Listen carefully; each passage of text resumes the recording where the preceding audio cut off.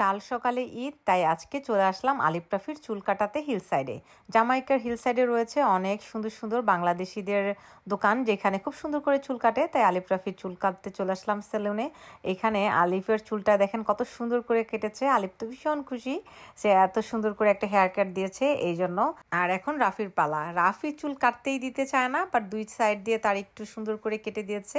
আর সামনে সে কাটতেই দিবে না, তারটা বড় রাখবে। তো যাই হোক, যেহেতু তার চুল, তারই ডিসিশন। এই যে দেখেন দুই পাশ দিয়ে এবং পিছনে সুন্দর করে কেটে দিয়েছে।